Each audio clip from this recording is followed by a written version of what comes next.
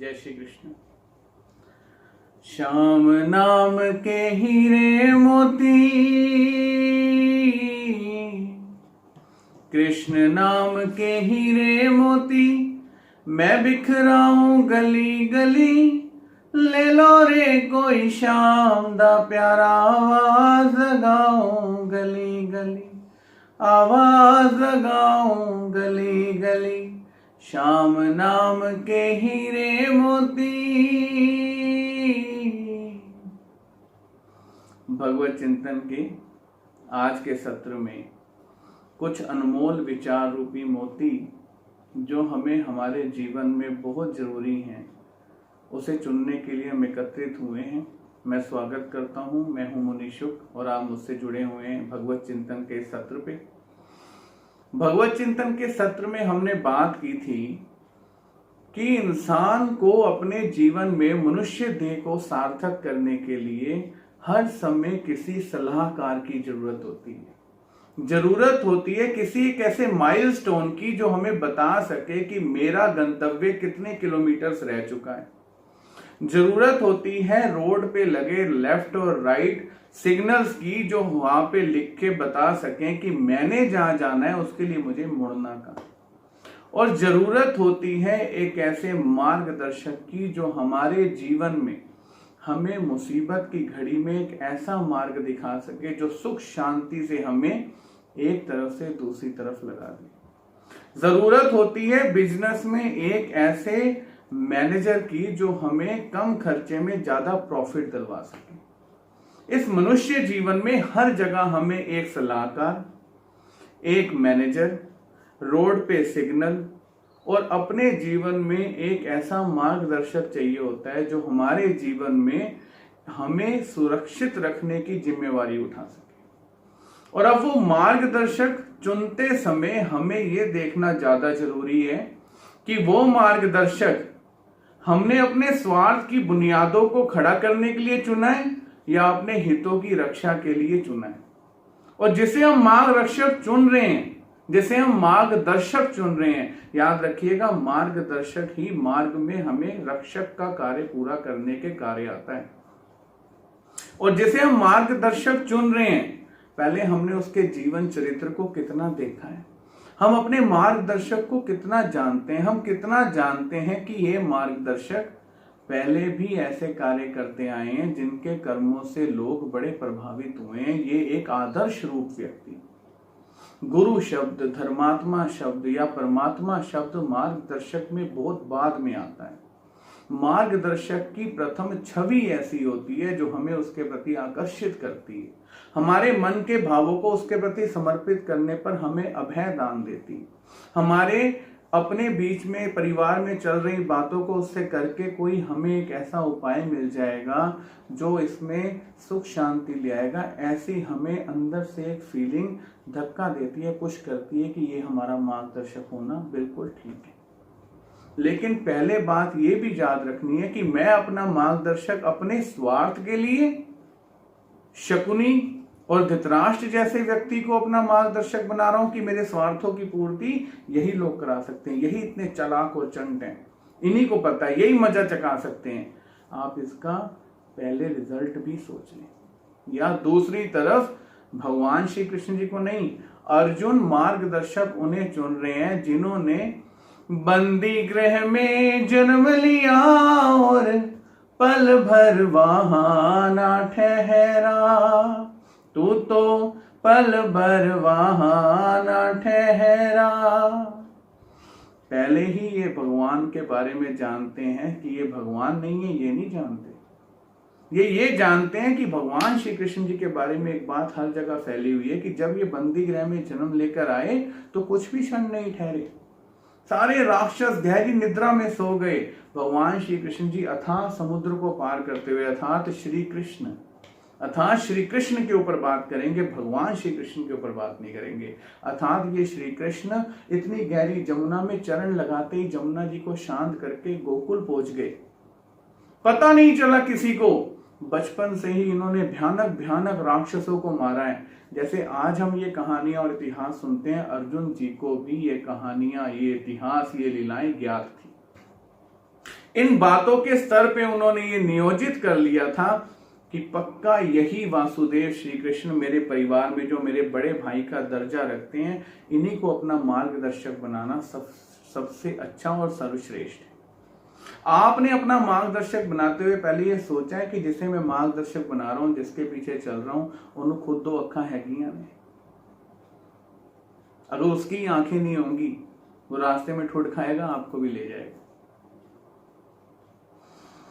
अब कई बार मार्गदर्शक ऐसे होते हैं, कई बार सहायता करने वाले ऐसे होते हैं कि एक बार एक बकरी कुएं के आगे पीछे घूम रही थी, बहुत देर से घूम रही थी। दूर से एक ब्राह्मण आया।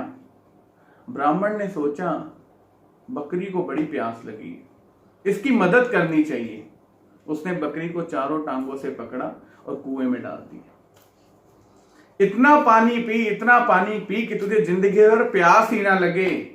आप जरा ध्यान कर लीजिए, कहीं आपका मार्गदर्शक ऐसा तो नहीं है कि आपको प्यासा देखकर चारों पैर पकड़ के कहीं कुएं में ना डाल दे। मार्गदर्शक की ऐसी भूमिका आपके जीवन में है जो आपको कभी भी संकटों में डाल सकती है, और जो आपको स्वार्थों के कारण अगर उसके लिए टोका ना जाए, रोका ना जाए, आपको खराब कर सकती है आपके ही पथ पे, आपको संभ्रम में डाल सकती है आपके ही पथ पे। मार्गदर्शक चुनते समय ये याद रखें कि ये हमें हमारे बुरे कर्मों के समय हमें डांटने की ताकत रखता है या मुंह बंद करके निकल जाने वाला है। ये हमें उचित और अनुचित मार्ग देखते समय या दिखाते समय अपना कोई स्वार्थ तो नहीं रखेगा। नहीं, अगर मैंने इसे बोला मेरा रिश्ता टूट जाएगा, नहीं, टूट जाए रिश्ता, लेकिन मेरा सबसे पहला कर्तव्य है कि जिसे मैंने मार्ग दिखाना है, मैं उसके प्रति एक निर्लेप वृत्ति रखूंगा। मेरे निहित स्वार्थ सामने नहीं आएंगे। मेरा सिर्फ एक ही काम है कि ये गलत है और ये सही है। अब मार्गदर्शक के प्रति हमने बात की कि मार्गदर्शक बहुत ही श्रेष्ठ, बहुत ही अच्छा होना चाहिए। ऐसा होना चाहिए जो समाज में पहले ही बहुत अच्छे कर्म कर चुका है और जिससे बहुत लोग प्रभावित हैं, जिसके पास जाने से बहुत लोगों को सुख शांति प्राप्त हुई है। हम डॉक्टर चुनते हैं, कौन से डॉक्टर के पास जाना है? अरे उसके पास जाओ, पुराने से पुराना रोग ठीक कर देता है वो डॉक्टर। लोग फटाफट जाते हैं, सलाह ली उन्होंने आपसे, अरे उस डॉक्टर के पास जाओ, उसने पुराने से पुराना दर्द ठीक कर दिया, हम फटाक से उसके पास जाते हैं। वैसे ही हमने देखना है समाज में किस मार्गदर्शक के पास जाओ जिसने बहुत अच्छे समय से लोगों को सतपथ पे लाके खड़ा कर दिया है, सन्मार्ग पे लाके खड़ा कर दिया है, और लोगों के जीवन में जिसका बहुत ज्यादा आभार बरता हुआ है। लेकिन क्या सिर्फ मार्गदर्शक का ही योग्य होना जरूरी है? क्या मार्गदर्शक ही आपको पूर्ण रास्ते में बहुत अच्छे तरीके से सहाय करता हुआ आपके गंतव्य तक आपको पहुंचा सकता है? मार्गदर्शक के अलावा मेरा कोई रोल नहीं बनता कि मुझे मेरे मार्गदर्शक के प्रति कैसा होना है। हम भगवत चिंतन में बैठे हुए हैं, भगवत चिंतन कर रहे हैं। कई भक्तों का मेरे पास व्यू आया, महात्मा जी थोड़ी वीडियो छोटी कर दो, बहुत लंबा हो जाता है ना, बैठ नहीं पाता हूं मैं, थोड़ा सा छोटा कर दो, सुनने का बड़ा दिल करता है लेकिन आप बहुत टाइम ले लेते हो मेरा, मैं थोड़ा जल्दी सीखना चाहता हूं। इस जल्दी जल्दी के चक्कर में सीखे तो हम कुछ नहीं। सतयुग से त्रेता में आए, त्रेता से द्वापर में आए, द्वापर से कलयुग में आ गए, लेकिन कोई ऐसा कार्य हम जल्दी नहीं कर पाए जिससे हमारा ये आवागमन का चक्र छूट जाए। जल्दी कर रहे हैं हम, बहुत जल्दी कर रहे हैं। पता नहीं कौन सा प्रोजेक्ट था जो सतयुग में भी पूरा नहीं हुआ, बहुत जल्दी की, उसके बाद जल्दी की तो त्रेता में भी वो प्रोजेक्ट पूरा नहीं हुआ, उसके बाद फिर जल्दी करी, द्वापर युग में श्री कृष्ण भगवान के सामने भी हमारा वो प्रोजेक्ट पूरा नहीं हुआ। अब कलयुग आ गया, अब हम और जल्दी करना चाहते हैं, जल्दी जल्दी मेरा टिफिन पैक करो, जल्दी जल्दी करो, ये जल्दी करो काम, मेरे बस की बात नहीं है इतना टाइम देना। इस जल्दी जल्दी के चक्कर में कलयुग आ गया। तो मैं भगवत चिंतन से आपको ये कहना चाहता हूं कि मेरे पास कोई चूरन की गोली नहीं है जो फटक आपको दूंगा और आपको टेस्ट आ जाएगा। मैं आपको एक ऐसा विषय सिखाना चाहता हूं जिस विषय में थोड़ा समय लगेगा और आपको उस विषय से अवगत कराना चाहता हूं जो शायद आपके जीवन में अभी नहीं है। वीडियो को पूरा देखना, भगवत चिंतन के सत्र को पूरा देखना आपको एक अभ्यास योग में भी लाता है कि आप शांत चित्त होकर थोड़ी देर अपने ऊपर भी ध्यान देते हैं। अब मार्गदर्शक के प्रति बात चल रही है, मेरा कैसा होना जरूरी है।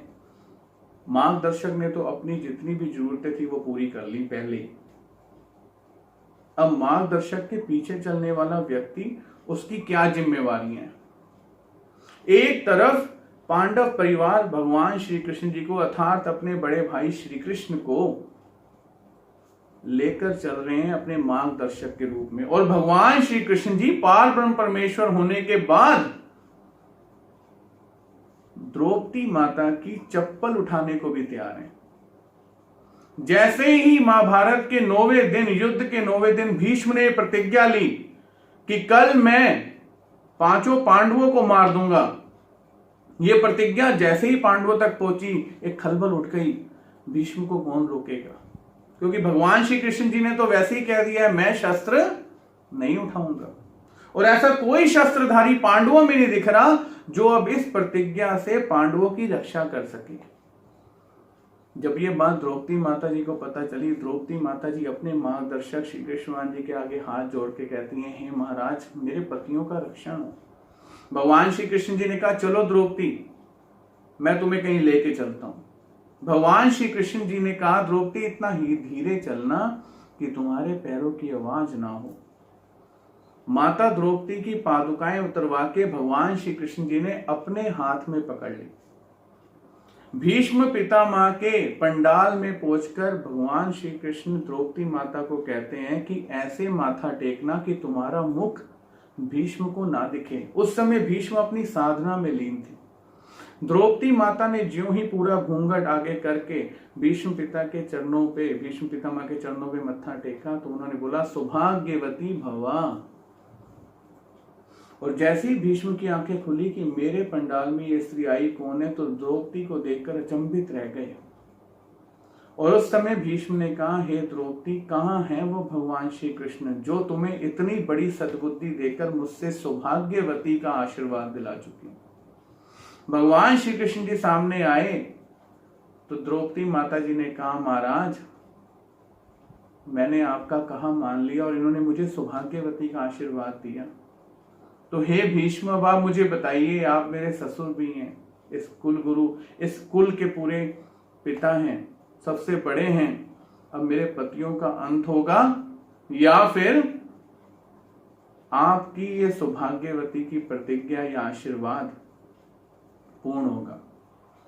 भीष्म पितामह भगवान श्री कृष्ण जी के मार्गदर्शन पे इस कदर हार गए कि भीष्म ने तब उपाय बताया कि तुम्हारी प्रजा में, तुम्हारी सेना में जो शिखंडी है वो यक्ष के आशीर्वाद से शिखंडी बना है, लेकिन वो शिखंडनी है। अर्जुन उसे सामने लाकर मुझे अंत करवा दे, अर्थात मेरे जीवन को पूर्ण करवा दे, मेरे ऊपर शस्त्र छोड़े, मैं मृत्यु को प्राप्त हो जाऊंगा। 5 पांडवों तक ये बात पहुंची तो भगवान श्री कृष्ण जी के चरण पकड़ के सबने कहा कि महाराज अगर आज आप जैसा मार्गदर्शक ना होता तो हमारी मृत्यु कोई नहीं टाल सकता था। 10वें दिन अपने मार्गदर्शक की कृपा से भीष्म का अंत कर पाए ये 5 पांडव। अर्थात इनकी अपने मार्गदर्शक पे इतनी अपार श्रद्धा थी कि किसी भी स्थिति में इन्होंने अपने मार्गदर्शक पे संदेह नहीं किया। और दूसरी तरफ भगवान श्री कृष्ण जी का ही भाई रिश्तेदारी में, शरीकों में, चाचा ताऊ के बच्चों में कौरव भी थे। उनमें दुर्योधन जब भगवान श्री कृष्ण जी से मदद मांगने गए तो भगवान ने उन्हें कहा या तो मुझ निहत्थे श्री कृष्ण को लो या फिर मेरी सेना एक तरफ। दुर्योधन ने फटाफट भगवान की सेना मांगी। भगवान ने एक अश्वनी सेना नारायणी दुर्योधन को प्रदान करी। दुर्योधन बड़ा खुश। जब युद्ध क्षेत्र में सारे आमने सामने पहुंचे तो हम भगवान श्री कृष्ण जी को भक्त वत्सल भगवान कहते हैं, अर्थात भक्तों की रक्षा करने वाले। आज तक कई लोग इस रहस्य को नहीं जानते होंगे कि उस नारायणी सेना का क्या हुआ। भगवान श्री कृष्ण जी ने युद्ध के समय, युद्ध शुरू होने से पहले सेनापति कृतवर्मा अर्थात जो सेना उन्हें दी थी उसके कान में जाके बोला, कृतवर्मा अपने द्वारका में रोई का क्या भाव है।